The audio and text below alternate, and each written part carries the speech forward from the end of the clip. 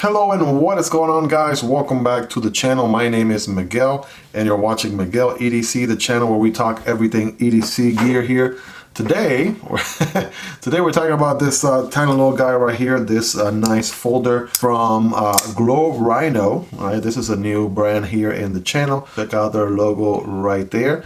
This is an interesting one, definitely an interesting one indeed, and I can't wait to tell you guys all about it. I got a chance to unbox this knife in the channel about a week and a half ago, and just been EDCing this thing like crazy, along with some other bangers that I have already reviewed in the channel as well. So if you haven't been checking out the recent uploads, there's some nuggets in there that you definitely want to check out here in the channel. So this one here came via the Lefty EDC knife pass around, so shout out to Kevin Johnson, Lefty EDC, for sharing this beauty right here with me, and as well as a group of other YouTubers as well that are part of the knife pass around. So shout out to him, and I'll be linking this guy down in the description. Again, I'm not affiliated with Rhino as a brand, but I'll still link this knife and any other knife that you'll see on this video down below in case you are interested on checking it out. Check the links in the description for that. That being said, let's get into it. So this is a small, knife right here, small form factor.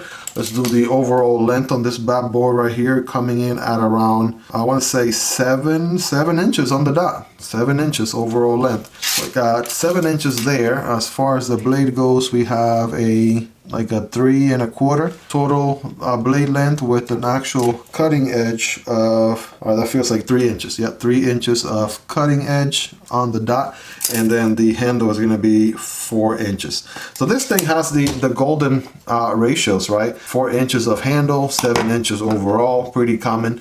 We've seen that in many other knives. So what do we have for materials on this bad boy? Well, we have a coated D2 blade, and we got quite the billboarding there with a bunch of codes, and I don't know why those have to be printed there, but that's a little annoying. But at least we know the blade is D2. D2 is not corrosion resistant in nature, but this black coat will definitely help a ton, I'm sure. And on this side we have the logo, and this is a flat grind, it feels like. Let me see. All right, this feels like not a very aggressive hollow if it were to be a hollow grind. So more so feels like a flat grind with a nice little curvature right there. And something that you probably noticed that is on this side, but not on the other side, is the little green portion right there. So something unique about Rhino, and it's in the name obviously. Also, you'll probably notice this little window right here and wonder what's that's all about. So they specialize on tritium solutions. They have all kinds of glow in the dark gear. They specialize on glow fobs, and they have a line of different thumb studs with a similar treatment here for many well-known knives like the Bug Out, as well as PM2s and Pair 3s and stuff like that. They offer custom scales with the glow in the dark little screen right here. So this guy, if I were to cover all the light here, it will be very dark. If it were very dark, you could see it glowing already, as a matter of fact, even being in there like that, that little green thumb stud there. So that is definitely their selling point, and that is what the company specializes on. It is an American company, let me say that. They are off of Detroit, Michigan, so American made company, which is nice. So if you want to support your American made companies and you didn't know about Rhino by now, definitely take a look and check them out. G10 going on the handles. Otherwise, aside from that little glow in the dark little plastic screen there, everything else is G10, and pretty common ergonomic lines for the most part. Nothing too crazy going on here, nothing revolutionary. It's pretty much of a little bit of the same of everything that we see for the most part. So it's still pretty elegant, right? We have steel liners inside. It is a liner lock, as you can see here, with some good jimping on that liner lock right there. This guy has some ball bearings, and man, look at this thing drops. The drop shutty action here is unbelievable. That is how good this drop is. A guillotine on the way down. That's how good it is. It's nice, and boom, drop shutty right there. It just does it on its own. So thumb deployment going on here, no flipper. And can you reverse flick? Yes, you can with your index finger. It looks something like that. Let me show you one more time. it looks something like that. So those are your two deployment options there. Deep pocket carry clip here on one side. Is it reversible? No, it is not. All right, so there is a little bit of a inlay here. The screws are nice and recessed. I know it's all black and difficult to see. All right, check it out from this angle, right? It is nice and recessed screws. Pocket clip is recessed as well, but you don't have that on this side, right? No cutouts, nothing for lefty mounted pocket clips. That is perhaps a missed opportunity there. A steel backspacer, you know, matching that whole blacked out aesthetics going on there. And yeah, let's go ahead and see some comparisons here amongst the usual suspects. You got the PM2, obviously, you know, these are going to be huge knives compared to this tiny guy. Even the Para 3 looks like a, you know, much bigger knife compared to this little one here. Again, 7 inches overall. Demko AD 20.5 on the shark's foot right there. The AD 20.5 on the clip point. Both of these are also going to be longer and also, you know, wider as well overall. And of course, last but not least, we got the Wrap Model 1 and we got the Wrap Model 2. Okay, so even the Wrap Model 2, okay, if anything, it might be very close to that Wrap Model 2 right there on the overall length, I believe. The Wrap Model 2, if I'm not mistaken, is also, yep, 7 inches overall length. So that makes sense. So perfectly matches the Wrap Model 2 on overall length. Okay, quick carry profile. Let's see, the width here compared to the thickness compared to the Wrap Model 1 is going to be, let's see, actually, yeah, it's gonna be pretty comparable actually to the Wrap Model 1.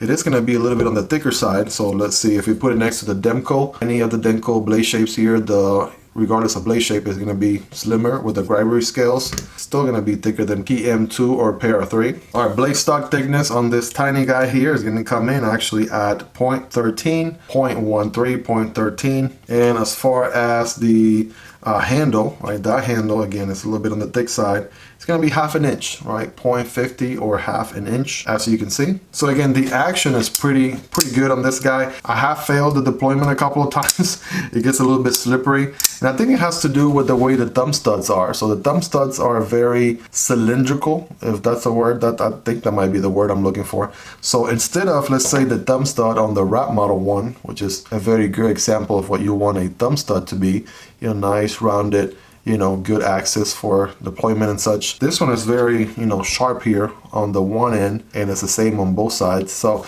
yeah, it makes it a little bit tricky because there's also not a lot of not that much of a cutout here for your thumb. So you do get some access to it, don't get me wrong, and it fires like crazy. So the D10 on this thing is very, yeah, it's very good, and it holds the blade in place enough for you to build enough momentum here to be able to deploy it with your thumb, right? But you do want to be a little bit more conscious of what you're doing so you don't fail it. All right, did I just scratch the table? Oh my gosh. All right, it's about time that I actually get some sort of mat or something because I've just been scratching this table all kinds of ways over the last year or so, and that just happened right there. All right, that being said, the other thing too is with the reverse flick, you know, you can't fit your fingernail like that behind it because you won't get it done. You actually have to rest your middle finger on the corner of the thumb stud, and that will be the one way that you'll be reverse flicking this guy. There is some milling going on under here on both liners on both sides, both the lock and also the opposite side. So it makes it so you have good access to the lock. It is a little bit raised, but not by much, but those teeth do help. The moment you slide your thumb, that catches on your thumb and you are unlocking that blade effortlessly. And did I mention this thing is drop shotty? Because it certainly is. All right, look at this, boom. Yeah, this is one of the most drop shotty knives I've checked out very recently here in the channel, without a doubt. Are there any sort of milling going on in the inside? Yes, there is. There's a bunch of circles going on this side, right? There you go. You can sort of see it right there. All the circles going on that liner inside. Not as many going on this side because this is the side that has the cutout for the liner, but the milling is happening on the other side, which leads us into checking the weight. Again, it is a small factor knife. Not really going to weigh a lot, but for review sake, guys, this thing, I'm telling you, perfect ratios, 7 inches overall, 4 inches of handle, 3 inches of blade, and exactly 3 ounces on the dot. There you go. There it is, the weight right there. We'll do it a second time for fair measure. All right, give it a second, boom, 3 ounces right there. So, I mean, they are playing the numbers game with this thing, right? very good ratios, weight and also size. The balance is about right there, right about behind where the liner lock is placed. And let's do a quick hardware check on this guy. So as always, my tools are highly recommended and linked down below. They are part of the Spyderco tool set. And looking at this guy, it seems that we are dealing with some good hardware, but also, I mean, T8 it feels like in the pivot. And this thumb stud here might be T8 as well, but we do have our fair share of T6. So let's see. All right, let's get our T8 out first. So that pivot is T8. Very good. This thumb stud here is T8, and because the knife is all black, I know the camera is having a really hard time trying to do what it needs to do. That is to focus. But yes, T8 on the pivot, T8 on the thumb stud. As far as the body screws and the pocket clip, there is no way. This is gonna be T6 for sure, right? Also T6 on this side, all right, T6, and the pocket clips are T6 as well. So it's more of preference than anything, right? We always, you know, typically knife guys in general, we like to see larger type of hardware, bigger hardware overall. T8 is preferable over T6. If it's T10, that's even better, but at least T8, you know. But yeah, that being said, let's do a quick paper cutting test and cardboard cutting test as per usual. All right, this test is not going to demonstrate a heck of a lot, but I know this knife has been used by other YouTubers as part of the knife pass around, so it has gotten some use up until this point. This edge is not fresh out of the box or anything. We do a quick check here. All right, feels pretty good. No nicks, nothing that I can pick up with the nail check right there. So let's see, paper cutting, boom. All right, you guys let me know in the chat, rated from 1 through 10, how sharp is this guy? And we know this is going to be a light EDC used kind of knife, right? It is a small knife, elegant design, a drop point type of blade here, okay? And you know, you're probably not going to go, you know, hunting with this knife or anything like that.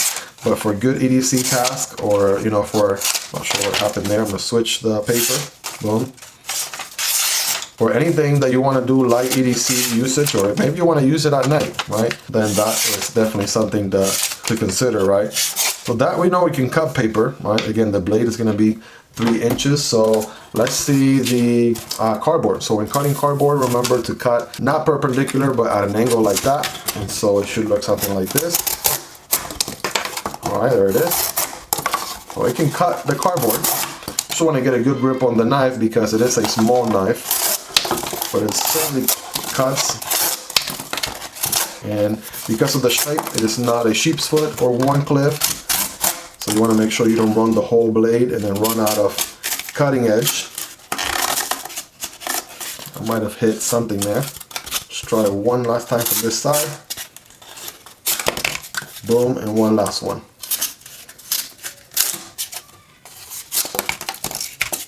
I lied, one more. There you have it, guys. Rate it on the comments. I believe this one comes in, is it $99? I believe. This guy comes in at $100. So it is a $100 knife from Glow Rhino. It's called the Fermi. Okay. And again, this guy is linked down below. And I think for $100, you know, they probably could do a little bit better with the steel. Okay. G10 on the handle is pretty common for knives around the anywhere from the $30 to $50 range. So I'm feeling like the big selling point on this knife might be, see, there's nothing specifically unique about the liner lock. Yes, it is drop shutty, but it is on ball bearings, right? So that's not bad. I think that the most unique selling point here is the tritium solution, perhaps, right here in the pivot. Again, this is what the company specializes on. And maybe the screen, the glow-in-the-dark screen that is unique to this knife. And that's where you end up with the $100 price. That is for you to decide whether or not that is a good price for you. Again, the action feels pretty good. It is a small form factor. Being all blacked out, if I drop this at night and can't find it, then you know, at least I'll have some sort of reference versus it being all black without any glow-in-the-dark elements at all, which is really good. That certainly helps. Other than that, I think I have pretty much sort of covered everything, right? I would like to hear you guys' opinion on this guy. It is, again, a small knife. That 7-inch knife size puts it very on par with very popular knives like the Elementum, Civivi Elementum, that's 7 inches right there. The Kershaw Leek, right? Same deal, about 7 inches also overall weight. And you know, if that's the kind of size knife you like, or even if you want a secondary type of knife, that is something to consider. Again, if glow in the dark is something that you appreciate and you would like to see on a knife, that's also something to consider as well. I will tell you that during the time that I EDC'd it, it was, you know, plenty fun to fidget with, very usable, easy to deploy, easy to close. Really wish the clip was reversible. That might be about the only gripe there, aside from maybe the price could be a little bit more affordable if anything. But again, I see the unique aspect or factor that they're going for with the glow in the dark elements. Well, there you have it, guys. There is the Glow Rhino Fermi. That is this 7-inch folder right here from the Glow Rhino company. And again, they focus a lot on tritium solutions for $99. Again, D2 might not be the steel I will go for. Maybe Nitro V, 14C28N, or something higher tier. I feel like, again, D2 is more of a